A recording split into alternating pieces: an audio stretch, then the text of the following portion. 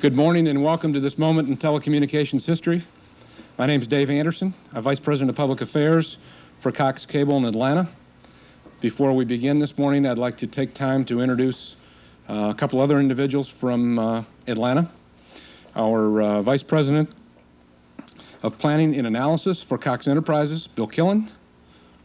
The Senior Vice President of Engineering for Cox Cable in Atlanta, Alex Best. Alex, if you can raise your hand there.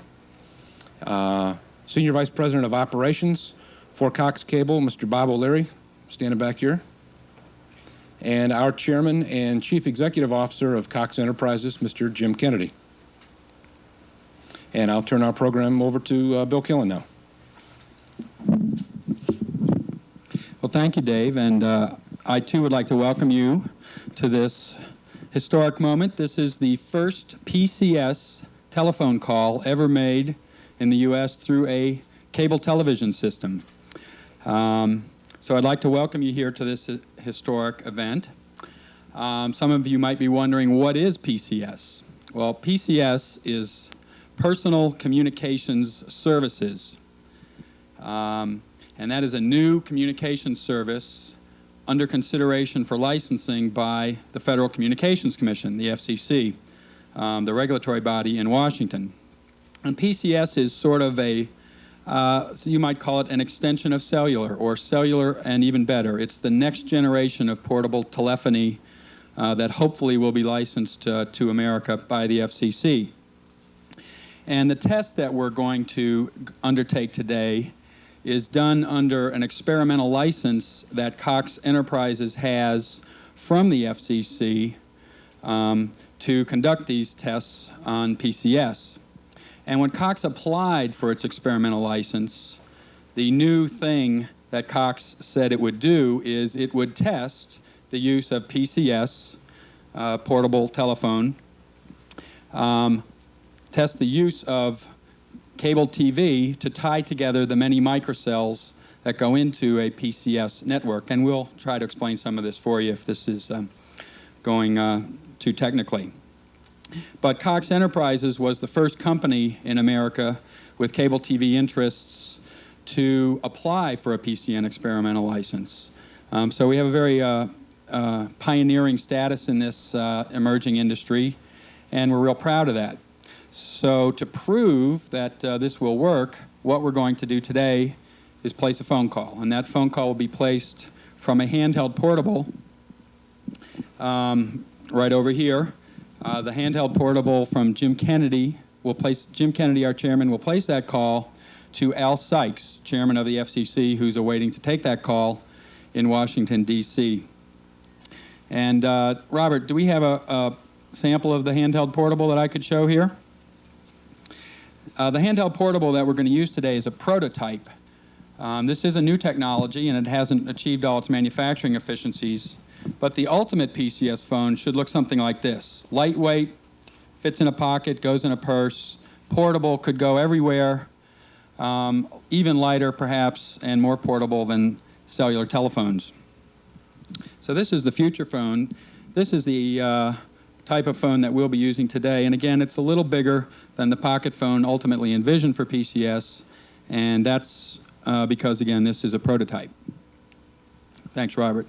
In fact, much of the equipment you see today is prototype. It's first time developed for this test, except for one thing.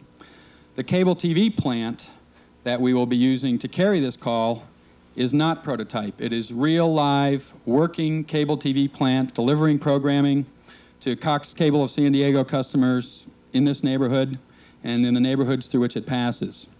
And that's really the exciting thing that we're going to show today, because what we will illustrate is that existing cable TV infrastructure that's in place today can be used to speed the deployment of PCS service to the public when the FCC begins licensing this service perhaps next year. Okay, what I'd like to do now is walk you through quickly what will happen when this first call takes place and the prototype equipment that is going to be used in doing that. And to do that, we've set up some storyboards here, and I'd like to just walk through those. So this is our first storyboard, which kind of traces through all of the various pieces of this call today.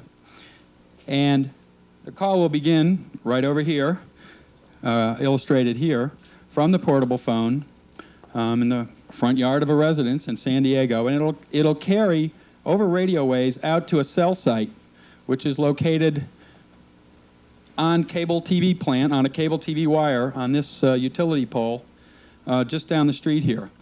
And this cell site is actually hanging from the cable TV wire.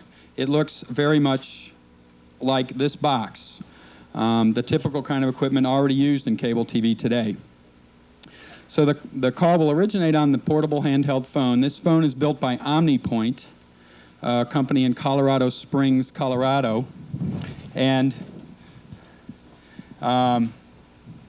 will carry out to the cell site. It'll go down through the cable TV plant to the Cox Cable TV head end, about 6 miles from here, where it is interconnected into the telephone public switch telephone network over long distance to Al Sykes in Washington. Let's now take a closer look at this portion of the cable TV plant, which is carrying that call. Thank you, Dave. This is a diagram of the cable TV network that is carrying this call today. And here's the cell site suspended from coaxial cable used to carry cable TV programming. Again, it's right out here on this pole, and we can show you that in a moment. But hanging from the wire is a device that looks very much like this. These antennas will capture the call, and it'll begin feeding back through about 2.8 miles of coaxial cable used to carry cable TV programming. And it's going through a series of 8 cable TV amplifiers. And it's going in what is known as the reverse path, essentially backwards from the way normal cable programming is heading out to a home. So the reverse path of these amplifiers has been activated for this test, and it's about 2.8 miles back to another location in El Cajon, where the call will change over to fiber optics. We wanted to test both coaxial cable and fiber optic cable as part of this test, because both of these fiber and coax technologies are in use today in cable TV plant, and we wanted to show that the in-place plant and technology of cable could accomplish this. So once we change over to fiber, it goes back on dedicated fiber over 3.1 miles back to the Cox Cable head end on, also in El Cajon, Cuyamaca Street. Cuyamaca, thank you. And from there it goes through into the public switch telephone network. Now, I particularly want to focus on this 2.8 miles of coax, because it's this coax which is delivering cable TV programming to residences in this area, even as it's carrying this phone call. All right, now I'd like to take a little bit closer look at this cell site here. Thank you, Bill. And again, the key thing here is that this device, this box, built for us by Scientific Atlanta, a Atlanta, Georgia-based cable TV hardware supplier, this device is actually hanging from the wire. So if you can envision a future of PCS when it is licensed and becomes a real business, you can imagine that we will have little cells like this in neighborhoods all across the city. And the advantage of that versus present-day cellular telephone is no towers. As you may know, cellular has to build tall towers around communities. The advantage here is it fits in very well, looks exactly like the same kind of utility equipment which is providing service to people today. This, by the way, is typically about 20 feet off the ground, located again right down on this, this pole. So let me now take a little bit closer look at this device. This device, the cell site, was developed specifically for today. It is one of these prototype pieces of equipment of which I'm talking about. And this is also a significant development here. So let me take this last storyboard down. And here is essentially the cell site hanging from this pole. It consists of two things: the microcell electronics, that includes the radio transmitter receiver equipment, which communicates with the portable phone through radio waves. And once it is captured through the antennas, which you can see here again, once that transmitter captures it, it needs to be transformed into a signal that can be carried over the cable TV wire. And that's what the rest of this device does. And then it goes on to the head end. Now, once the call, by the way, is completed, it goes through the head end back to Washington, and Al Sykes, chairman of the FCC, answers. Al then will be talking back to Mr. Kennedy through the return path. So obviously we have a two-way conversation here, and the call is going through the direction I just traced when Jim is talking to Mr. Sykes, and when Mr. Sykes is talking to Jim Kennedy, the call is coming back in exactly the opposite direction. I would like to point out that PCS is not yet a business. This is not a business. This is a test. This is an experimental license. Licensing of this service is in the hands of the FCC. The FCC anticipates that they will issue a notice of proposed rulemaking in sometime this year and begin the proceedings towards licensing. So we may be a year or two from this actually becoming a business, and licenses are issued to those who would like to perform this service to the public. But with that, we're coming up on the 11 o'clock hour.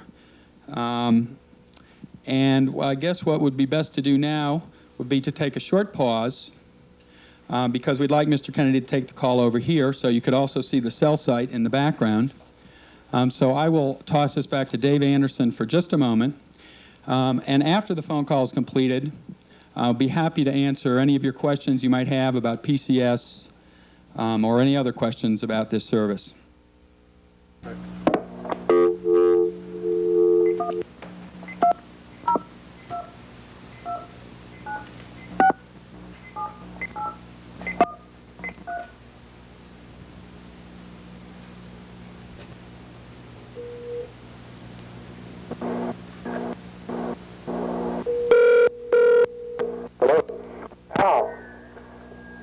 Sykes?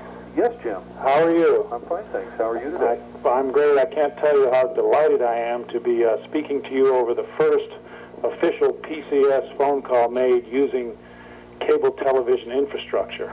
And I can tell you, as I look around this group here of Cox Cable employees, there are also an awful lot of very happy people here today that this call is working.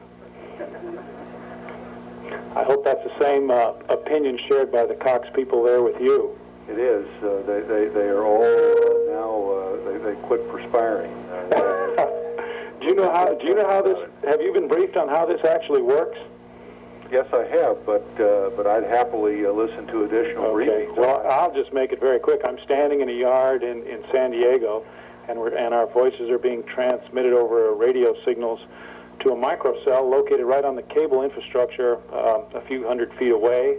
That is then carried through the coaxial cable into a fiber optic cable, finally into our head end, where it's transferred into the local telephone company's infrastructure, and then over the long-distance wires to you in Washington, D.C. So it's a simple process, but it's brand new, and we're just excited at Cox Cable to be involved with this. But you don't anticipate in the future people having to leave the home to make the call? No, I could go inside and do it. It's just, San Diego is known for such wonderful weather. We're out here getting ready for it to rain and proving that this thing works in wind and in rain and all kinds of conditions. Well, I'd like to congratulate you on this pioneering effort. Certainly, Cox has been a pioneer in many respects, and you're on the leading edge in this, and I think it's terrific. I was just getting ready to tell the crowd of people here at the FCC that I was in New Orleans yesterday at the cellular convention, and I've never seen a more optimistic group of people that are talking about investments, jobs, all sorts of new services. And since in Washington we from time to time get kind of enveloped in pessimism about this and that, and it tends to get exaggerated. I'm pleased to be participating today and yesterday in the enormous changes that are literally transforming telecommunications in the areas of mobile services, and this is certainly one of the most important ones. Well, we're excited that the FCC granted us this experimental license to do this test, and we're as excited for our company, but more so even for the consumers of America who may have increased options in the future. So we're very happy to be part of this test also. I think, Al, they want to give you an opportunity to try and call back. Should we hang up now and give you a chance to see if you can call me back? Certainly. Okay, great. Okay, bye. Bye.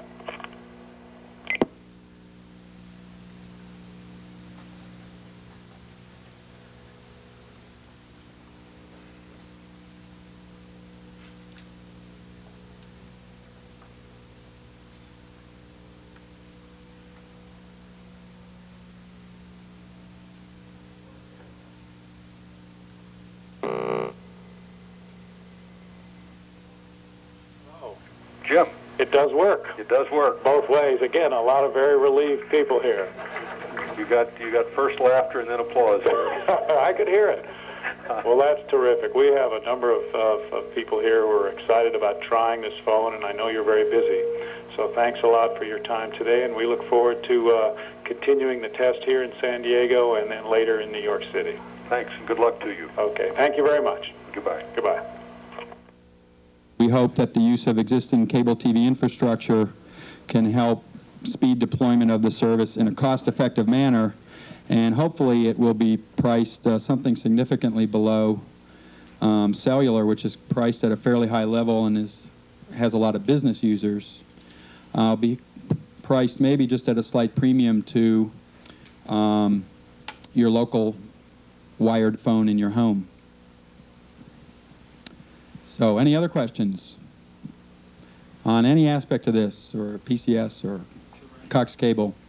This particular phone, this prototype will work about 300 to 1,000 feet. We've done some other tests, not the actual full call, but we've done some radio tests in August, which had it up to 1,500 feet, and we think it's likely to be a quarter mile or more. The technology is still being fine-tuned. So it'd be a quarter mile from the cell site, so we'd have a quarter mile or more, maybe even a third of a mile radius. This particular site was chosen because there's a very severe terrain that kind of falls off the edge behind these houses, and we wanted to test the hilly terrain and make sure that we kind of tested it under severe conditions. But this typical cell site, again, might serve a whole series of homes, 100 or more in a neighborhood. So you would have cells like this all over a given community. Are you going to install any more cells, or just have this one? Next month we'll be doing a test with 2 cells, and we're building another cell down the hill, and we'll actually do a call where the caller takes this phone, starts here, walks down the street, and leaves the coverage area of this cell and is handed off automatically to the coverage area of the second cell. And we will do that test in March and submit that data back to the FCC as well. You know, the FCC here is the licensing body. They're trying to decide how to give out licenses and who to give them to.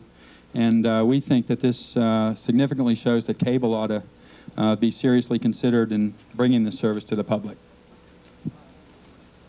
Will you test to see if you can make a call within the system? I mean, from like a phone here to the phone in another cell? Yes, we will be testing in next month a call from a phone in this cell to a phone in the other cell. That should be no problem. In fact, today we have 2 working phones actually off this cell, so if there's 2 people who want to make calls, there's no need to be restricted to just one. And we wanted to do that to illustrate that this cell site could serve multiple homes and users simultaneously in an area.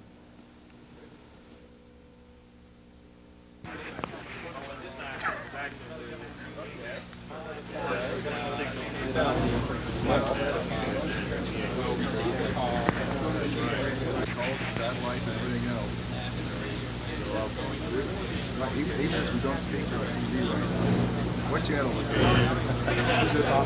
Cox Cable. Oh, you're on Cox Cable right now. So what did you say the call sounded like on the other?